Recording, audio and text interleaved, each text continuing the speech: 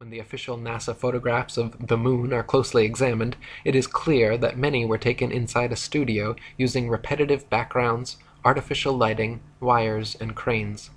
Award-winning British photographer David Percy, photo analyst and historian Jack White, photographer and Nexus magazine publisher Marcus Allen, and many others all put their professional reputations on the line to expose NASA's so-called photographic evidence.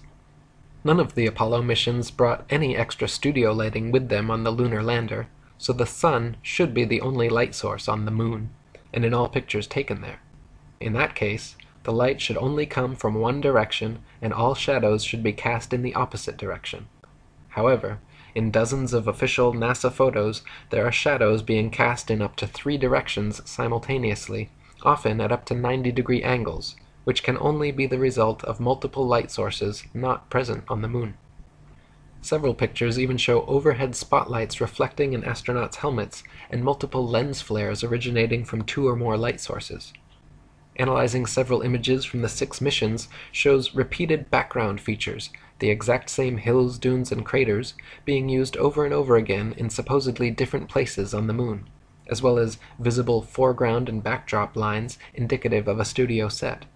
In images from Apollo 11, Buzz Aldrin can be seen wearing different color gloves and different length boots in pictures that were supposedly taken within minutes of each other. If Buzz was really in the vacuum of space in a pressurized spacesuit, he certainly would not have had the time or reason to depressurize and repressurize his suit just to make such fashion adjustments. Some pictures show the lunar rover with no tracks anywhere around it. Others show rover tracks all over the foreground while it is yet to be unpacked and unloaded. A couple pictures even show what appear to be sneakers and a lady's heel tracks on the Moon, in addition to the astronauts' boot prints. Another glaring mistake is that none of NASA's images or videos show stars in the background as they should, just complete blackness, likely because exact star maps as they should appear from the Moon would be nearly impossible to fake. The testimony of different astronauts on different missions, in their autobiographies and interviews, just muddies the water even more, some of them bragging about the, quote, astonishingly brilliant light of the stars, and others saying they, quote, don't remember seeing a single star while on the Moon. Such inconsistencies, and the fact that none of NASA's Moon pictures feature stars or planets in their appropriate positions, should raise a red flag that these astronauts were not on the Moon. Many pictures of the Sun on the Moon are clearly spotlights and not the Sun. Some images show studio lighting lens flares or studio lighting reflecting off a black background. One image clearly shows a shadow on the ceiling of space as the lunar lander lifts off. Many images show shadows of reticule crosshairs suspended in air over a print underneath, proving them to be doctored and not originals as claimed. Images of the lunar lander supposedly on the Moon shows a pathetic 1969 attempt at creating high-tech futuristic-looking equipment using what appears to be construction paper, gold foil, Scotch tape, and metal shower rods. The idea that the piece of junk shown in these official NASA photographs flew to the Moon and back is so ludicrous it's laughable. Close-ups of the lunar lander footpads show them without a speck of dust on them and without a burn print under its 10,000-pound thrusters, like it was just gently set down in place. NASA scientists in their own documents were worried about the LEM falling into its own massive burn radius, yet there it sits with no burn print and spotless clean pads. Even the astronauts' boot prints made deep impressions on the Moon dust, yet the lander's 10,000-pound thrusters left not a trace, no blast hole, and no dust on the pads. When the video evidence is examined, even more anomalies are found. In certain frames, light pings can be seen reflecting off overhead stage wires attached to astronauts' backpacks. In one Apollo 16 clip, an astronaut falls to his knees and is quickly jerked back up to his feet by what can only be an unseen wire hoisting him straight upwards. One of the more obvious video anomalies is how several Apollo missions show American flags flapping around in the non-existent space wind. The Moon is supposed to have no atmosphere, and so the flags should remain perfectly still, but can often be seen moving quite boisterously. Another interesting video anomaly is discovered by playing NASA's Moon footage at 2 times speed, then watching the astronauts walking, running, jumping, or cruising around on their little buggy. Without the speed adjustment, there is a low-gravity illusion, as the astronauts seem to float, drift, and glide slowly and smoothly along. But once they are seen at 2 times speed, it becomes clear that they are in, quote, normal gravity, walking, running, jumping, and cruising at normal speeds. They simply reduced the play speed by 50% in post-production, and voila, instant moon motion. Not only is the Apollo video record fraught with fraud, but NASA claims the original Apollo 11 videos have conveniently disappeared from their records so no one can analyze them for authenticity. You heard correctly. They spent over $30 billion of American taxpayer money traveling to the moon and then lost the video evidence. Those blurry, ghostly black and white images shown on TV were purposely lousy because NASA insisted at the time that all TV networks must broadcast directly from a big screen display in their operations room, a mandate which all the major networks accepted, and so what the public saw was just a video of a poorly magnified video, and now it is impossible to watch the original. Not only have the Apollo 11 originals disappeared, but NASA claims to have lost all original audio tapes from the Apollo missions, and that their contractors have lost all prints and plans for the lunar rover, LEM lander, and Apollo ship engines. It even recently came out that when curators at Amsterdam's Rijksmuseum investigated their moon rock, personally given to them by Armstrong and Aldrin in 1969, they found that it was actually just a worthless piece of petrified wood from Earth. But NASA even tells you how they faked the moon landings too via Project Lola, because now we're going to be talking about Project Lola, and we're at the actual NASA website that gives you more information of Project Lola and the exact ways of how they faked the moon landings at the Langley Space Center, or the LSC, that's located in Virginia. And this is what it says from the NASA website. It says Project Lola, lunar orbit and landing approach. Artists use paintbrush and airbrushes to recreate the lunar surface of each of the 4 models comprising the Lola simulator. Project Lola, or Lunar Orbit and Landing Approach, was a simulator built at Langley to study problems related to landing on the lunar surface, because they never actually landed. They were just using this to fake the moon landings. It was a complex project that cost nearly $2 million. Then it goes on to say, in Spaceflight Revolution, NASA Langley Research Center from Sputnik to Apollo, James Hansen wrote, quote, "The simulator was designed to provide a pilot with a detailed visual encounter with the lunar surface. The machine consisted primarily of a cockpit, a closed-circuit TV system, and 4 large murals or scale models representing portions of the lunar surface as seen from various altitudes. The pilot in the cockpit moved along a track past these murals, which would accustom him to the visual cues for controlling a spacecraft in the vicinity of the moon. Unfortunately, such a simulation, although great fun and quite aesthetic, was not helpful because flight in lunar orbit posed no special problems other than the rendezvous with the LEM, which the device did not simulate. Not long after the end of Apollo, the inexpensive machine was dismantled." As you can see from the photographs pictured here, this was one of the many ways that they were able to fake the moon landings via Project Lola, because not only did they simulate the moon and paint the moon, but then they also used film footage and equipment to stage and make it look as though they were on the moon when they were in fact not. Here are the same pictures that are zoomed in a little bit more. As you can see, this actually comes from NASA, and it comes from Project Lola, how they simulated and faked the moon landings.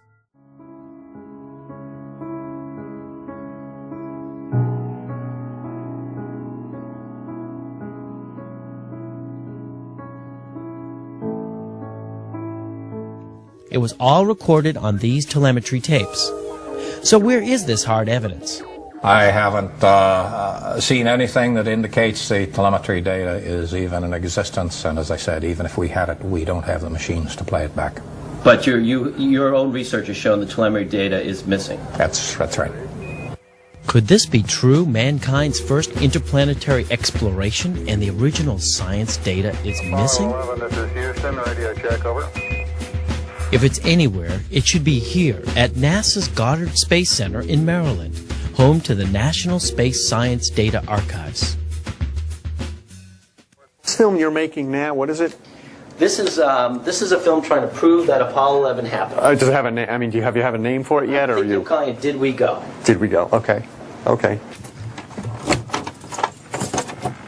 Doesn't have it either. The Smithsonian doesn't have it. Johnson doesn't have it. Right. We've been unable to track it down. I mean, we don't know where this telemetry data ended up, and we don't know what path it may have taken. So, unfortunately, I'm afraid I can't really give you much of a clue as to where this data ended up and whether it still exists or not. You really like it, don't you? You're the one who said you walked on the moon when you didn't. Calling the kettle black, if I ever thought of it. Saying I misrepresented myself. Away from me. You're a coward and a liar and a thief.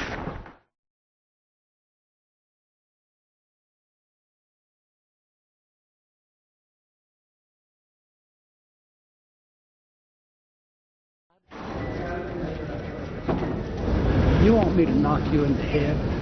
Well, I want you to swear to God on the Bible that you walked on the moon. Okay. If you walked on the moon, we're given the opportunity to swear to God that you walked on the moon. I'm going to give you the opportunity to get the hell knocked out of you if you don't leave me alone. So why don't you just put the end to the record in the argument and put your hand on the Bible, swear to God you walked on the moon. Mr. Several, knowing you, that's probably a fake Bible. Well, you're talking to the wrong guy. Why don't you talk to the administrator at NASA? We're passengers. We're guys going on a flight. I don't hit people, but you're going to be on the deck unless you get... I'm heading out. I appreciate it. And get the hell out of the house. It's okay. Well, take your stuff and get the fuck out. Why don't you quote me and say it's bullshit? And the shadows in the wrong place. I don't give a damn about all that shit. You're full of shit. Of lunar orbit being falsified. Being falsified? Correct. We've got an unedited tape from a source at the Johnson Space Center. That's totally nonsense.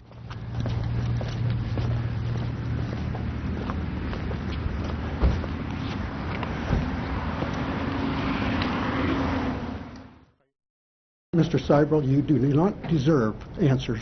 If you show this publicly, you're open for a lawsuit. Okay?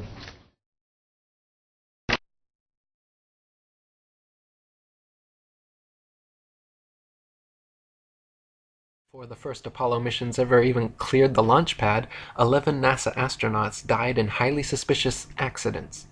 Gus Grissom, Roger Chaffee, and Ed White were all cremated together in an Apollo capsule fire during a completely unnecessary and dangerous test where they were strapped down and locked into a 100% oxygen chamber which incinerated the three of them to death in seconds.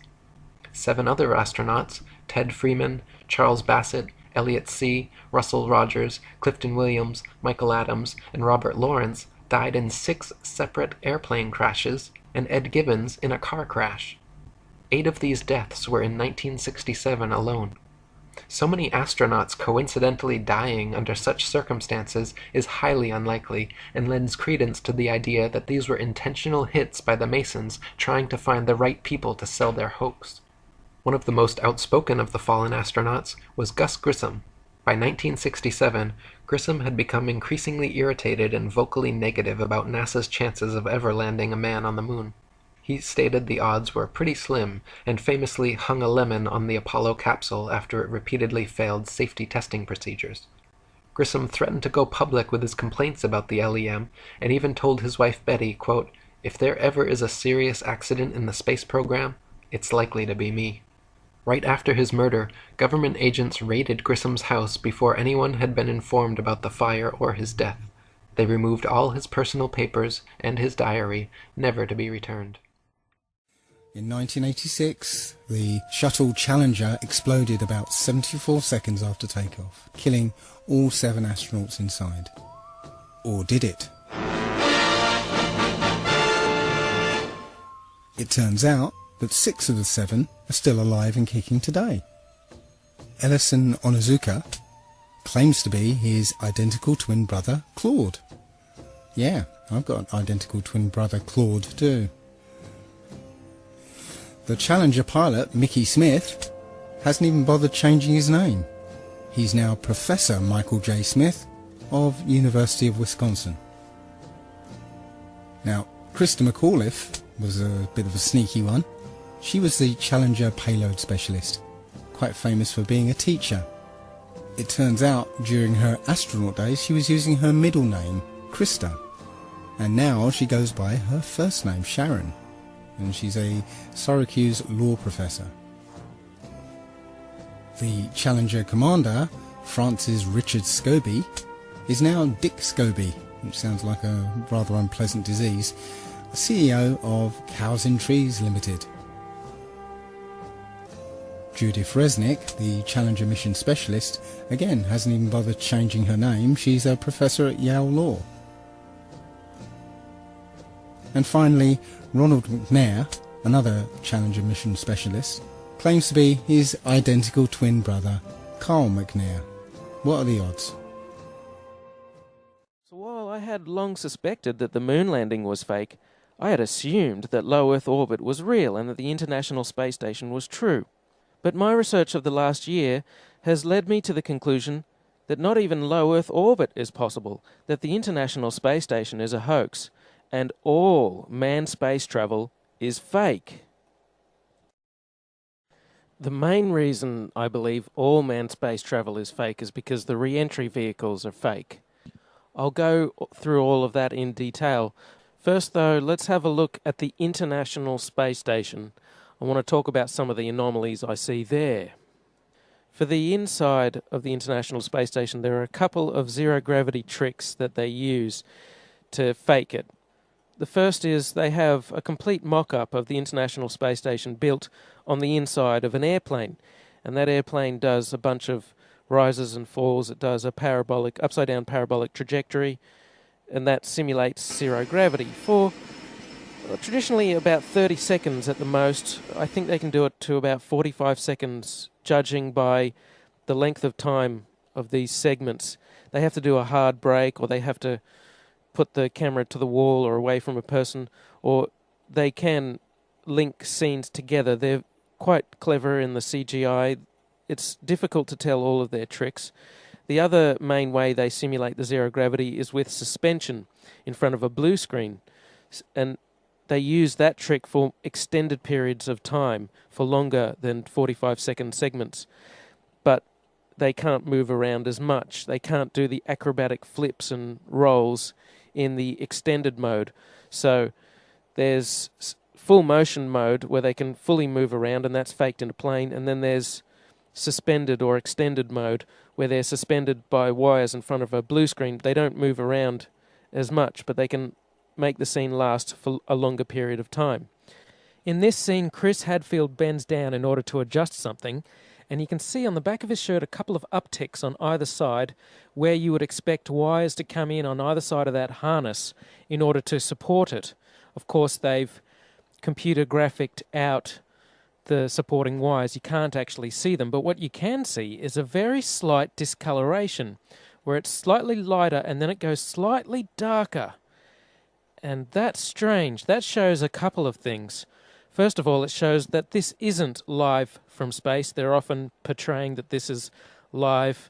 Of course, these things are fully choreographed and edited in advance to make sure that there's nothing too obvious that you can see that gives away that this is a suspension in front of a blue screen hoax. The other thing it shows is that this is not raw footage coming to us. This is edited stuff. This is supposed to be a legitimate space program. This is supposed to be the International Space Station, and we should be able to see whatever's going on. But they edit things because the whole thing is edited. In one extended mode scene, Chris Hadfield on the right is going back. He's going back, and then he just stops. That's an odd motion. You would expect if this was true zero gravity that you have to support yourself, you have to stop yourself on both the top and the bottom of your body as you're drifting back. If you just stop yourself with your feet, then your head will rotate backwards. Conversely, if you just hang on at the top with your hands, then your feet will still keep moving. You have to support yourself at both the top and the bottom of your body. But his hands, Chris Hadfield's hands, aren't touching anything. He just goes back and then he stops. And that's odd. You can see a sort of a harness sticking through the t-shirt of Chris Hadfield. It's a harness that's around the waist. That's how they're supported. Also notice that Chris Hadfield has the habit of bringing his knees up. That's because his stomach muscles aren't as strong. He doesn't have as much midriff strength as some of the others who are able to elongate their body and make the hoax look a bit more realistic. He's constantly bringing his knees up because he's not as strong as the others. Occasionally, though, the others bring their knees up too.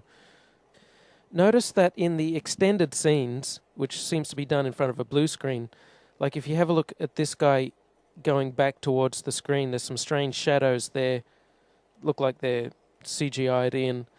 Using computer graphics, they edit out the supporting wires and edit in these rotating floating objects. They always seem very concerned with the object. Chris Hadfield looks at it very closely. You don't want the object getting too far out of control, because if it starts bouncing off the cabin in a weird way or goes back to the blue screen, it could ruin the whole illusion. They also don't bounce those oranges off the walls. I'd like to see them get a tennis ball and throw it around really hard and fast. And I'd like to see them do-si-do each other really quickly, which they can't do, or they'd get all their wires tangled up. Here's another scene with Catherine Katie Coleman. Seems to be done in the suspended mode. Have a look at her hair. There's something odd about her hair. I know this is zero gravity and hair is supposed to stick out and go all over the place, but her hair doesn't really flop around naturally. It's always sticking out kind of rigidly. Maybe they permed it in that position, or perhaps they're hanging her upside down. As she shakes her head from side to side slightly, you can see the hair always springs back to a particular position with respect to her head. It should flop all over the place. The chain that she's wearing around her neck is a computer graphic. This is computer-generated images. Japan, and that brings us to Koichi, who's in the Japanese lab Kibo. So Koichi, walk me through what you're working on in this lab. Yeah, this is an experiment called Spheres. And these satellite robots are specifically designed to function in the microgravity. They contain the software that the scientists are testing. At first, this looked like a full motion scene to me, but on closer inspection, I think this is a suspended mode scene. When it's sped up, you can kind of see them swinging, and it has the same backdrop as the other suspended mode scenes. And then there's this weird part. Rick Mastracchio puts out his hand and he moves forward. Maybe he's using his feet to wedge himself forward somehow, but it doesn't look like it. The floor is smooth. His foot is behind that blue handle that's attached to the floor that he keeps both of his feet under and keeps shuffling back and forth on. He sticks his left hand out and then he just moves forward. He is Superman.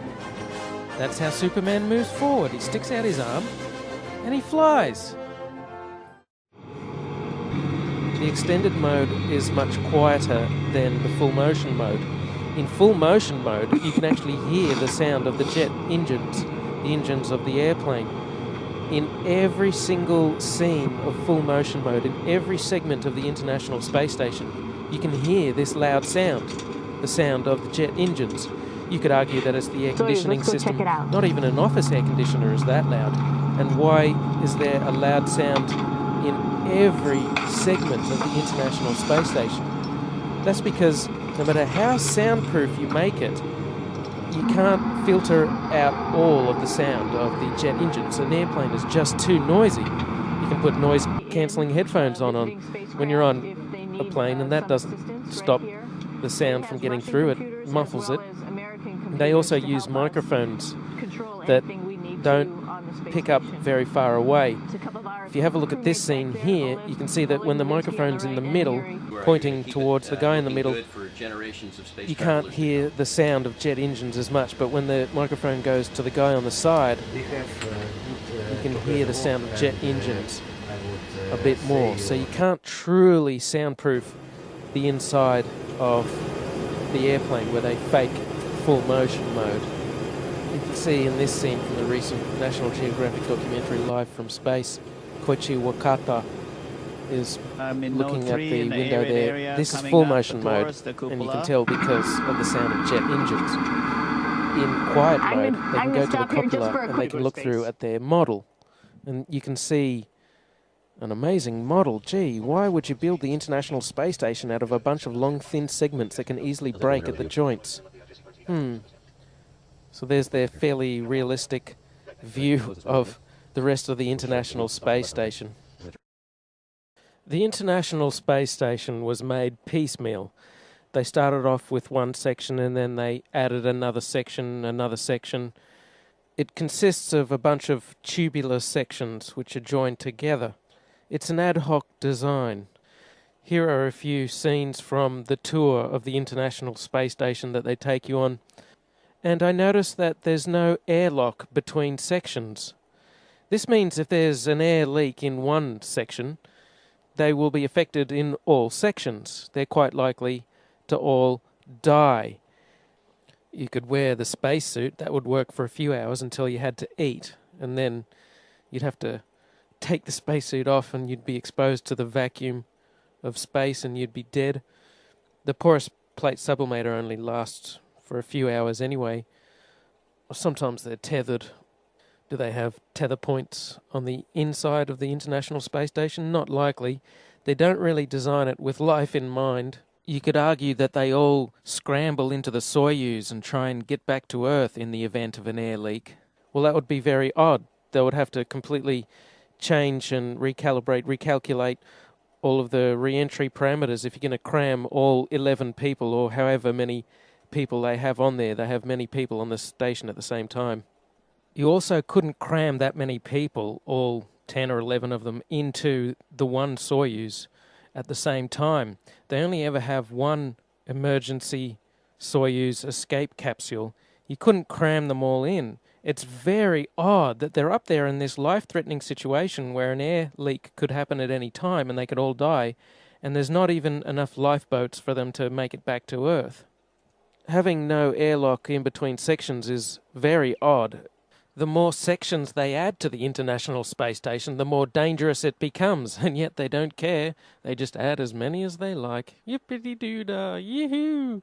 Let's all die in space. It will be just like that Sandra Bullock movie, Gravity, only the dying will be real. Lots of things could go wrong. They're on the edge of death every second, yet they act like giddy children with gay abandon. Another curious thing is, take this piece of exercise equipment. They've deliberately detached it from the wall so that it's not directly attached to the side of the International Space Station, so that when they exercise, when they do their movements, the movements don't translate to the station and don't move the station around. That's a wonderful concept. I like that idea. You wouldn't want the station to be moving around a lot. The problem is, this piece of equipment is the only thing that they isolate from the International Space Station. Every other movement is translated to the station. They don't care.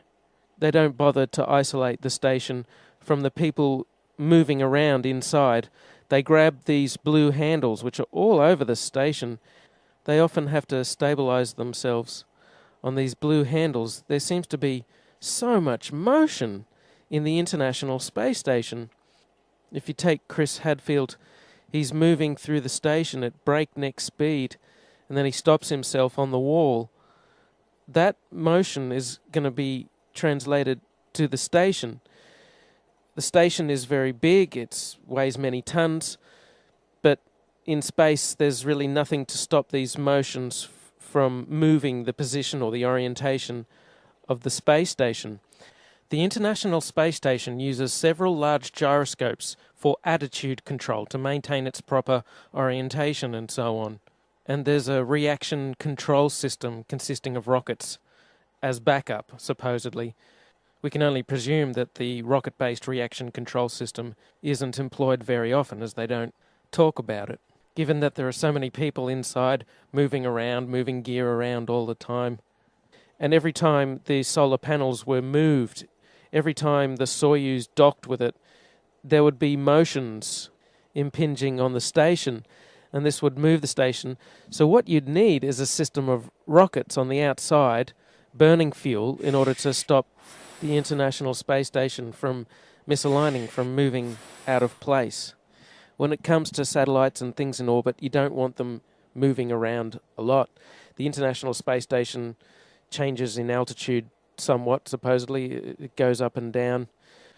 They supposedly bring up 3 tons of water every year. That's hard to believe, but let's take that at face value. But they never talk about huge amounts of rocket fuel. But even without the rockets, all of these motions of the astronauts and the solar panels moving around would put tremendous strains on the joints, and they're not flexible joints. Having a huge airproof flexible joint of that size would be an incredible engineering feat. They don't have them anyway. There's not supposed to be any relative motion between sections. The only time the International Space Station gets rockets to adjust it is when the automated transfer vehicles or the docking Soyuz space capsule comes, and that's come from the Earth, and that has its own rocket fuel, and that can adjust the altitude of the International Space Station. But that's only there from time to time. That's not there all the time. They would need a system of rockets there all the time, built into the station, but they don't have that. It's supposed to be one big, rigid vehicle, but that's the strange thing. They don't build the International Space Station with a tight center of gravity, with the pieces close together, with a small moment of inertia and a small radius, which is what you'd want if you're going to try to orient the spacecraft, if you're going to try and orient it with rockets or gyroscopes. You want a ball, you want a sphere. That's the type of shape that you need. Instead, they build the International Space Station out of long, thin segments, tubes that are joined together. That's a crazy way to build the International Space Station. That's the way a child would design the International Space Station. That's what I mean about it being an ad hoc, as-you-go type of design. They didn't really nut it out. They didn't think about it. The solar panels are on the end of the station, and that makes it even harder to control both the solar panels and the station as a whole. The solar panels would be better off being a more circular shape instead of big rectangles, and they'd be better off being close to the center of gravity, so that, as I say, you can reorient the vehicle, you can move it around. You should be building this thing like a sphere, but they don't. Another curious aspect is how they deal with water. There's no proper shower, so they must be incredibly uncomfortable and stinky the whole time, yet they have huge smiles plastered on their face. They can't have a proper shower. Nevertheless, they must use some water in order to clean themselves, in order to clean their hair. What do they do with this water? Supposedly they have suction for when they urinate, but aside from that, there are no special vacuum sinks. In other words, there's water floating around all over the International Space Station. Now, none of the surfaces are waterproof. It's just expected that you keep the water confined to one area of the International Space Station, away from the delicate electronic equipment and so on. And what do you do with this water, especially dirty water? Because that's what water does. It absorbs dirt and particles. They would accumulate so much filthy water.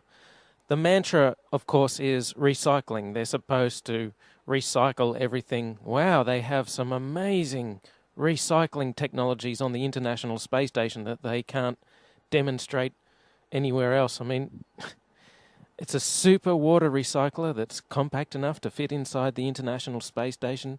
Imagine how much maintenance such a system would require.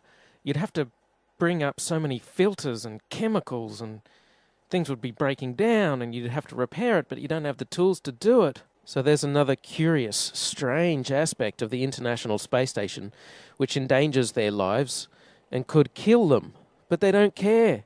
They always have huge smiles on their face, like they're having a really good time, even though they could die at any second. Another curious aspect is that humans emit dust with time. Their skin dies and drops off. That's what makes for most dust inside a person's house. There'd be so much dust building up on the International Space Station, and yet you never see them go around with a dust buster, with a small vacuum cleaner sucking things up. What do they do with the dust? Well, supposedly there's a trash disposal thing in the form of a re-entry vehicle which strangely burns up on re-entry, even though the ones with humans inside supposedly survive re-entry. That's a very curious contradiction, but they have a trash disposal capsule that they put their trash into, but they never talk about the dust. They never talk about the solid waste from the supposed space-age sewage system that they have. That's another strange thing, is supposedly they have a sewage system. I don't know how they cram it into the International Space Station. Perhaps it's in the walls of the station, but they never talk about the smell.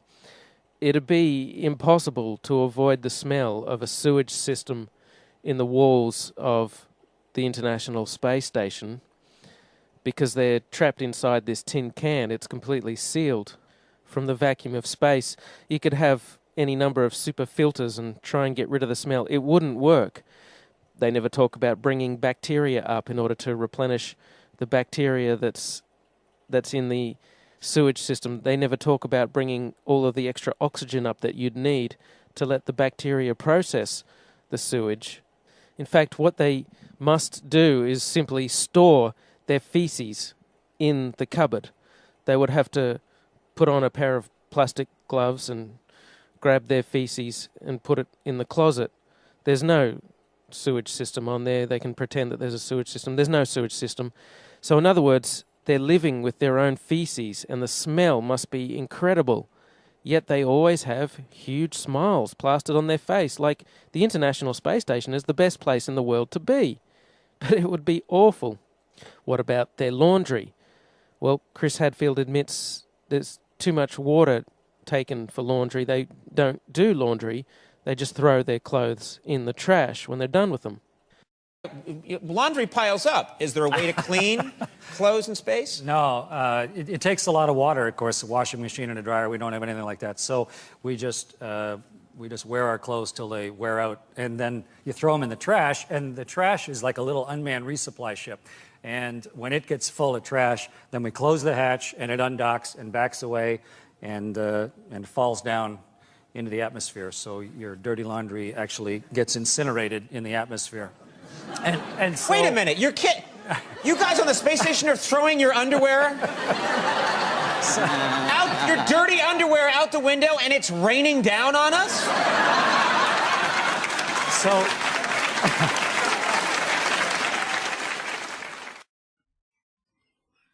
this is one of those occasions where we can't really trust two-dimensional media, because all we have is images and video that supposedly prove that there's an International Space Station up there and it's been manned since 1999.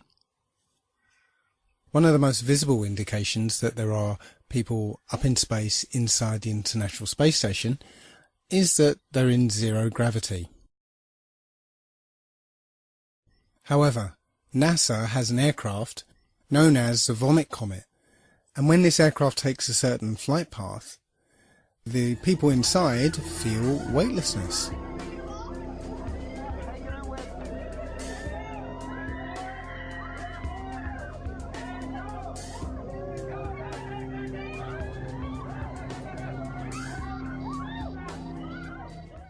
So it's almost certain that NASA has an aircraft fitted out to look like the International Space Station's interior. Now take a look at this.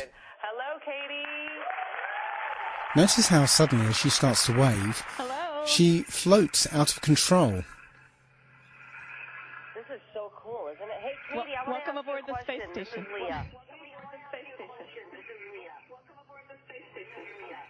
Look at this. Wow. The same thing happens here. As the plane starts its zero-G dive, the people start to spontaneously float upwards. The other problem with this technique is that this aircraft can only simulate zero gravity in 45-second to a minute bursts.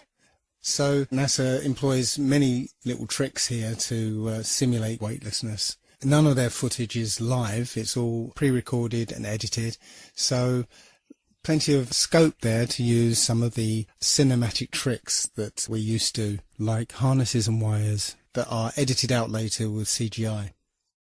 But here we can see one of the tricks they use to maintain continuity between periods of weightlessness. Take a look at this woman's hair. Doesn't it look a bit strange to you? Look how it seems to spring back into place. We're led to believe that this is an effect of weightlessness, that the hair will just sort of float around. But it doesn't quite seem natural, does it? Here's video from the vomit comet again. Watch the way this woman's hair flows as she moves.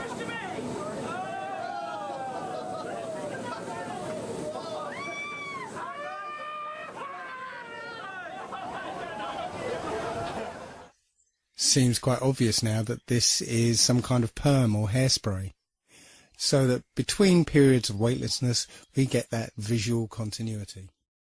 We have to introduce the concept of free fall. So let's use this model of the Earth, and let's enlist the help of a friend, Taxi. You might know her.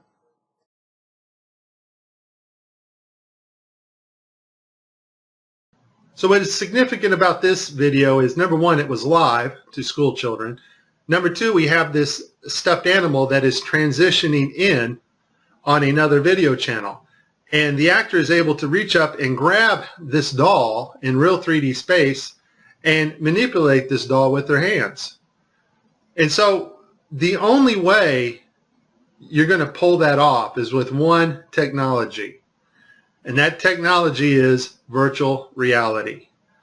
More importantly, though, something called augmented virtual reality. Now, before 2012, NASA used masking techniques much like we do in Photoshop and After Effects. But now we're able to simulate water and objects live in real 3D space. So we're able to take models of things that are photorealistic and rotate and move them while we are going live. Before, we used to have to render these effects frame by frame by frame, and it took extremely long amounts of time. In this video here I made last year, I'm using Sony Vegas, and I was just playing around with the masking capabilities of Sony Vegas. I don't even know why I saved this video, but here I'm standing in the kitchen and I'm just lifting up this trash can to make it kind of look like it's floating. And I didn't do a lot of work on this. It was just something I wanted to see real quick. But that is a masking effect to get another effect. We now have the technology to simulate water, materials, fabrics live in real 3D space with virtual reality, but better yet, augmented virtual reality. And all augmented virtual reality is taking the objects in 3D space from a virtual reality world and putting them in our world on another screen, which we can see, manipulate, and touch with virtual reality contacts or glasses. In this next segment, I'm going to show you how NASA grabs objects in 3D space, rotates them around, manipulates them. They can do this with water, with cloth, anything. And the cool thing about it is we can take what they're doing, what they're seeing with their contact virtual reality augmented lenses, and put that on a separate video layer live.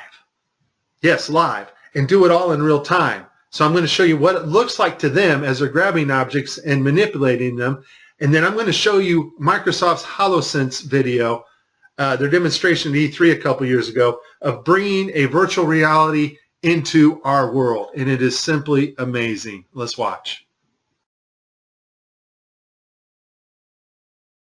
Specifically, how HoloLens can turn every room of your house into a personalized video game level. But today, we want to take mixed reality one step further. So we've got something new to show you. Holograms you can hold.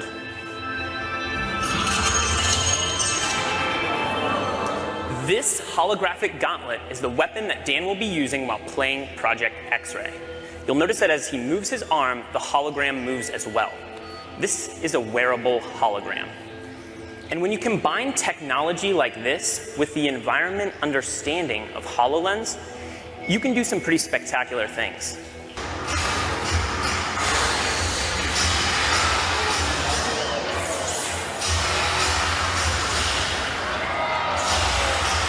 And can even use his shield to defend himself.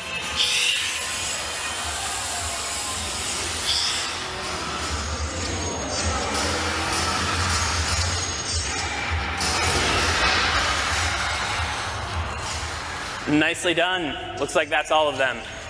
In 2012, NASA got tired of faking weightlessness by using the zero-G plane, better known as the Vomit Comet. So in 2012, they started soliciting companies that specialize in real-time augmented virtual reality so that they can fake weightlessness and floating objects in the air in real time. Simply the cost of the plane and the safety concerns and the fact that they weren't very good at it. They didn't go to Hollywood, which most of Hollywood's effects are post-processing. That's after the video is made. They needed something they can do in real time and make it look realistic. And so I'll put this link in the description. They found a company called Telemetrics. Thank you, Debbie Durant, for bringing this to my attention. After I researched this, lo and behold, I found out our government has a contract with these people. And Telemetrics, basically what they do is they help news teams and they bring broadcasts together in real time, and they're able to create sets, cities, anything you want in a virtual reality world and make it look absolutely 100% real. They're also able to bring different people from around the world, put them in the same room and broadcast live, give them desks, whatever they need to make the broadcast. So it's a pretty amazing company. Here we see Johnson Space Center Telemetrics provided latest camera robotics technology at NASA's government television at Mission Control. Why do you need to fake virtual reality sets at Mission Control and Johnson Space Center? I think we know the answer to that when we saw Tim Peake on the gridded blue screen. So this next segment, I'm going to show you what it looks like when virtual reality being broadcast live doesn't work out so well because the system's not perfect. And then at the very end, I'm going to show you the mother of all screw-ups when they actually have a channel shut off that should be on. Because once again, these astronauts are looking in 3D space. They are grabbing objects because they're wearing augmented contact lenses. And if that object's not there broadcast to the viewers live, then it's going to look pretty ridiculous. So let's see some of NASA's screw-ups. I'll cover them as they happen, and then we'll move on to the final. Okay, so this is one of NASA's older videos where they use post-processing and masks. This is a video layer mask in augmented virtual reality. We're going to see him lose his finger here. The watch glitches out. So I guess virtual reality accidents can cause loss of fingers. In this next video, we have Caddy. Now I want you to pay attention to her neck and the way her neckline goes in her shirt. It's cut off. And the necklace. Apparently they wanted to show how cool this necklace looked. Unfortunately, it's not perfect. The necklace goes in and out of her shirt unnaturally, and her neck glitches in several places. I literally spent hours going after probably 30 or 40 videos, probably had approximately 45 minutes straight of NASA messing up the virtual reality setup. I tried to pick some clips that were obvious and some not so obvious. Show you some of the contacts. We're going to see Tim Peake with his contacts in, but these are virtual reality contacts overlaid on the eyes so actors can interact with things in 3D space, all in real time. In this next shot, we will get to see the whole arm setup and the virtual reality glove that covers all the way down the arm and hand. This allows the software to broadcast what we see video-wise as his arm in a shirt sleeve. Okay, I have a lot of Tim Peake screw-ups, but this one here, the system glitches. The software does not track his hand properly, and Tim slips his hand underneath his other fingers, which is tightly holding onto the mic, which would be impossible. I don't think this is Tim's fault. Normally, Tim always moves his other fingers up while he slides his hand under. I just think the system didn't respond to his movements here. This picture here is actually Tim's fault. His hand breaches the 3D mic floating in front of him. In this next clip, we're going to see Tim's arms glitch out as he's manipulating a 3D bubble. Now, this bubble can be done in real time now. We have the technology to do that, which I showed you at the beginning of this.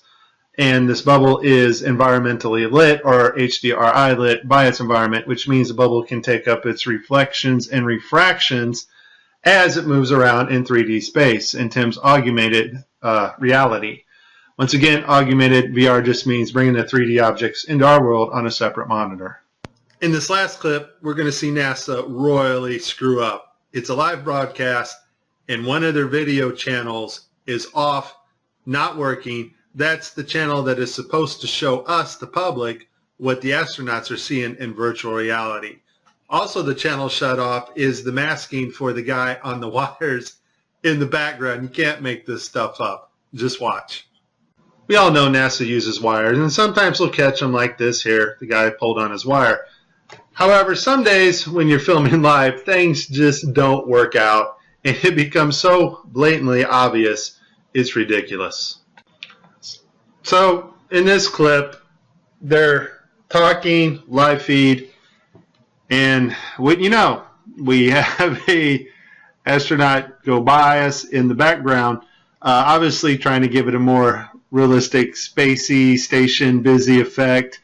The only problem is the camera that was supposed to mask this harness out, or the video feed, is not working. And so we see the guy come flying along in a harness on his wires. Pretty amazing. But that's not all that goes wrong here.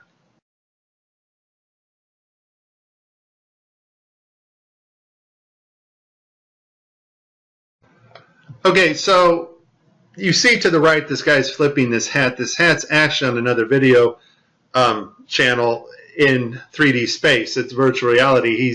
They're wearing augmented contact lenses so that they can interact with these 3D objects. Now, in this scene, the guy on the left in the green shirt, he thinks he sees an object in 3D space that's being broadcast to him.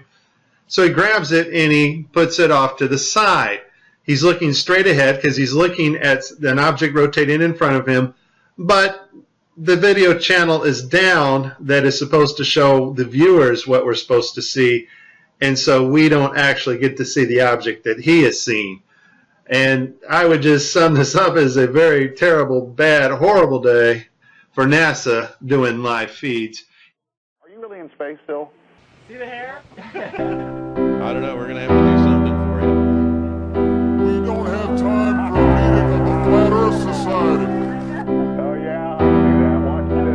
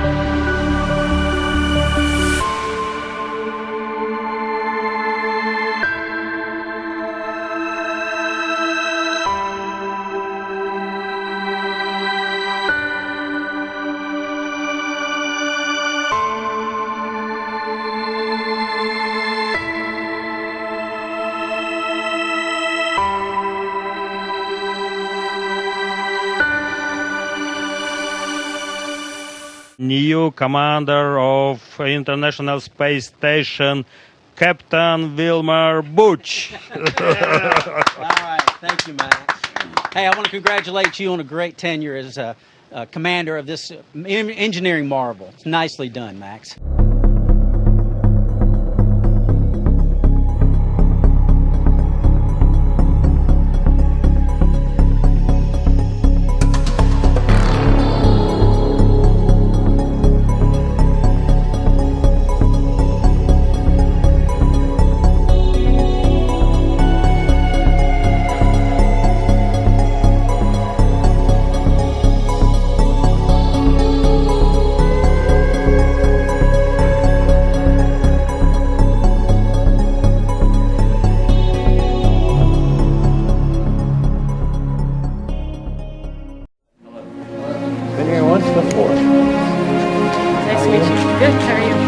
Pleasure to meet you, sir. Welcome to MCC.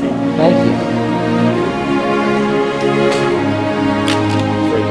Awesome.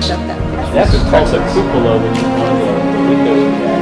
And that's a picture of Washington, D.C.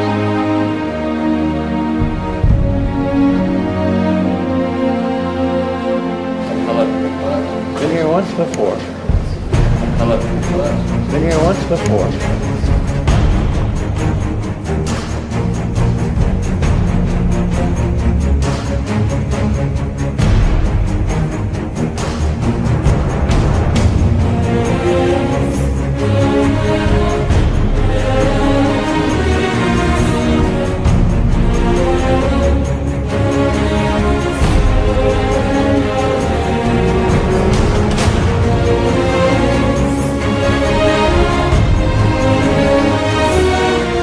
Chroma key means you can use any background that you like. This is what the background looks like. This is the true background that we filmed this on. With chroma key, it means you can have any background that you like this, or maybe this, or maybe this.